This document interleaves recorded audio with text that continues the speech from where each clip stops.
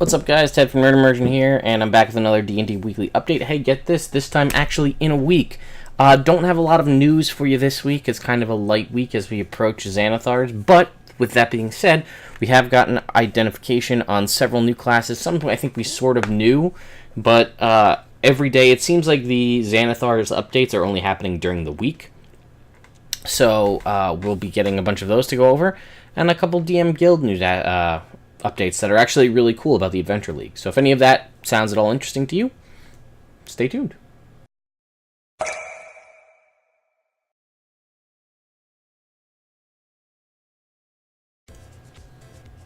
Alright guys, so I'm not going to play the videos because I guess I could go to the D&D Beyond page and show you them over there. Actually, why don't we go do that? It'll be a little bit easier. So as I said, every day this week there has been a D&D, or during the week there's been a D&D Beyond update video while this loads. Sorry, detailing a new class in Xanathar's Guide. So first off, to start the week off, we got the which one was this? Man, I really wish they kind of listed it in the title, but they don't. Oh, this is the Forge Domain Cleric, followed by the Samurai Fighter, followed by the Shadow Sorcerer, and the Celestial Warlock, and then the Arcane Archer Fighter. So far we've gotten 3 fighters, I believe. We've gotten the Cavalier, the Arcane Archer, and the Samurai. We've gotten the Celestial Warlock, the Shadow Sorcerer. We've gotten the Glamour Bard, Circle of Dreams Druid, Forge Domain Cleric, and the Inquisitive Rogue. And the Horizon Walker Ranger.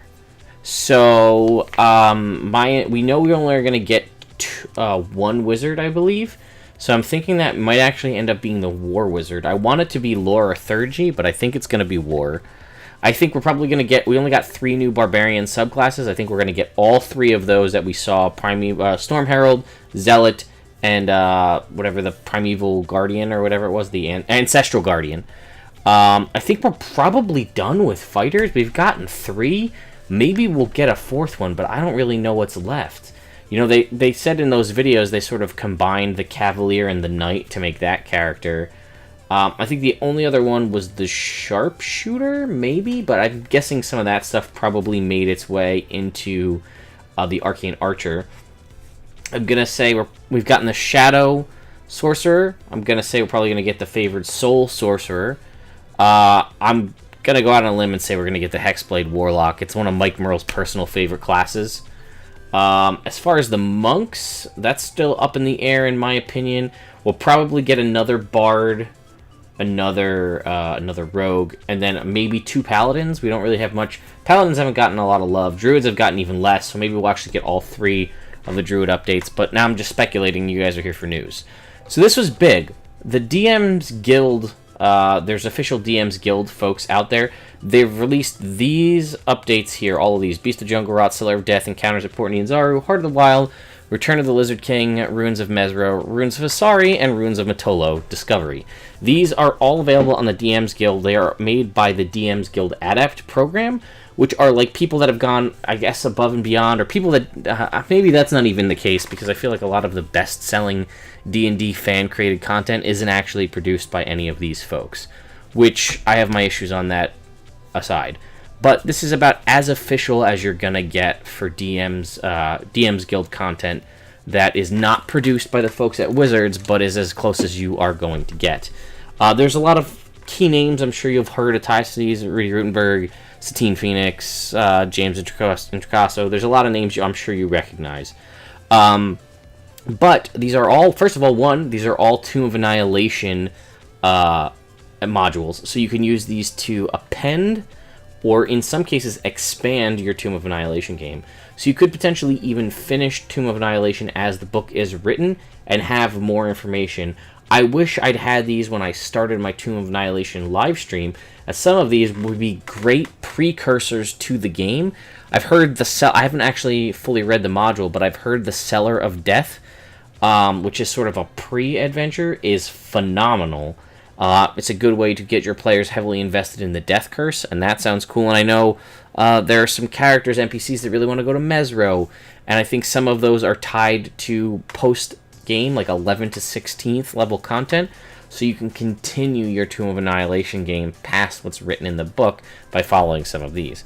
But the reason that this is so important is these are now officially Adventure League legal, which makes them, again, as legal as they can be for non-published sources. So, unless they're otherwise noted, these products are not valid resources for character creation options, meaning race, class, or backgrounds. For adventures that allow you to roll random treasure, the DM does not roll, but may instead choose plus X weapon or plus X armor, or a consumable item appropriate to the tier. But other than that, they are illegal, and they do have some other complements here that are very big. Beasts of Jungle Rot is essentially just a monster book. It is just expanded dinosaur choices and then dinosaur zombie options. And right here, players can use the living dinosaurs presented as animal companions for polymorph, wild shape, summon spells, or basically anything that is choose an animal. And this is a massive list, folks. There are CR10 dinosaurs in here, so you polymorph folks out there, this gets you a higher level beast polymorph than you would get, which is typically like a T-Rex or a mammoth, something of that nature. This gets you up to CR10. Very cool stuff. As well as zombified versions with cool zombie effects that are added onto them, so you don't actually have to just look at the zombie template and try to figure it out. Fan favorites like Dilophosaurus and things like that, you know, including the Jurassic Park, potentially paleontologically inaccurate spit, but those dinosaurs are in there. Ruins of Mesro, there is a heretic background, which is allowed.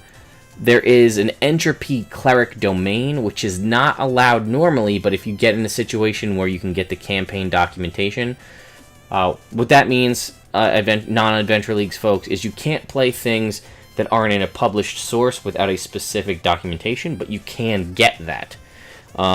This would be things like using a Quasit, Imp, or Pseudo-Dragon Familiar's ability that gives you resistance or advantage on magical saving throws that's listed in the monster manual. You can't have that in Adventure League, but if you have documentation from a game, that will allow you to do that. You can't have a Tressum as a familiar, but if you have the campaign documentation from Storm King's Thunder, you can have a Tressum. Same thing with Owl Mirages or Flying Monkeys from Tomb of Annihilation. In your home game, all of that's fine. There's no issues there.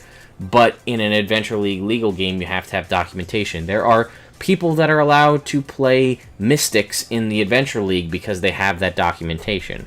I saw one going around where a Paladin could get a Gorgon as their fine steed mount because they have the documentation. So if you have that, you can play the Entropy domain. And then Return of the Lizard King, there are two specific magic items in there called a Darkling Necklace and a Tree Spirit Weapon. Those are being replaced with a Cloak of Elvenkind and a +1 weapon appropriate to the story. But if you play in that adventure run by Sean Merwin, who is the author of that book, he will have certificates to give you those items to have them be Adventure League legal. So that is really cool stuff to see that.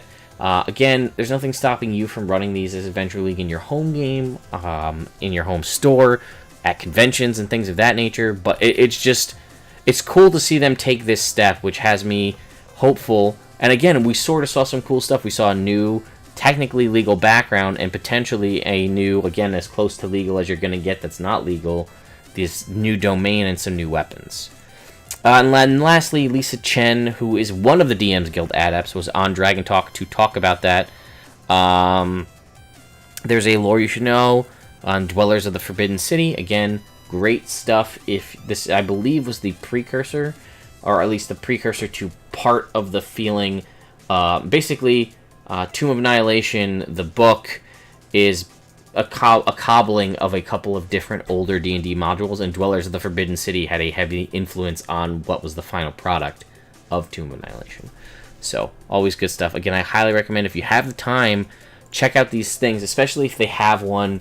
I believe there is a website out there, I'll have to have it for the next update video, that has kind of a compilation of what the lore you should knows are and where to get them. So if you're like, I really want to know about Waterdeep, oh, here's the lore you should knows about Waterdeep, and things like that.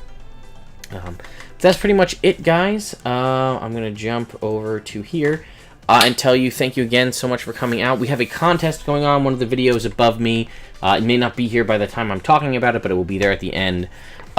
Is to win one of... I have 2 of these to give away. The HasCon exclusive My Little Pony D&D Dice Tins.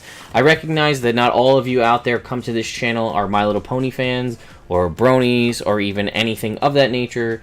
But if you come to this channel because you like My Little Pony, if you come to this channel because you like D&D, if you come to this channel because you like exclusive toys or dice, this is not a bad thing. So you've got, I mean, again, here's your dice, your sleeve, your dice tin, and then you've got these really kind of nice sparkly pink dice. Again, whether these are not for you, these are exclusive to HasCon.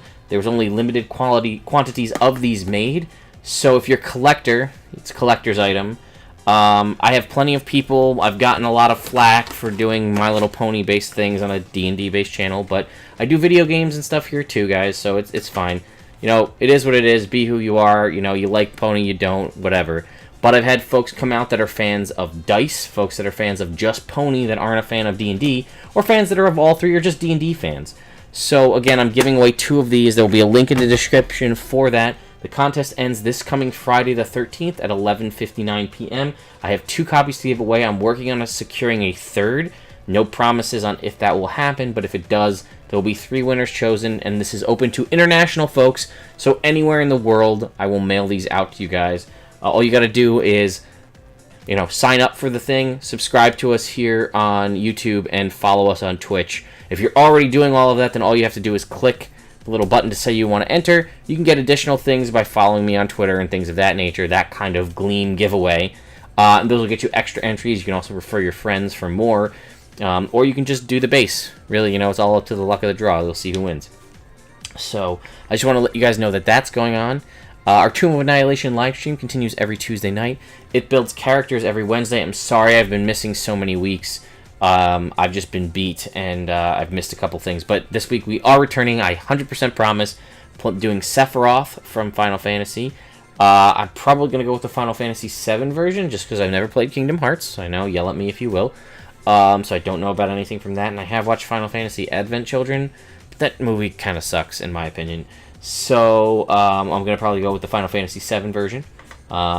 And then, yeah, we're going to actually be starting up. You guys know that every other Monday, the Belladonnas, my group of lady friends here, play Horde of the Dragon Queen on Mondays.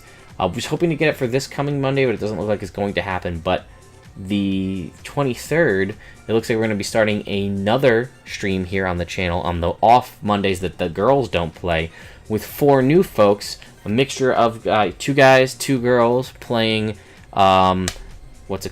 playing Princes of the Apocalypse, and these are all folks that you may recognize from other D&D podcasts out there, so be on the lookout for that.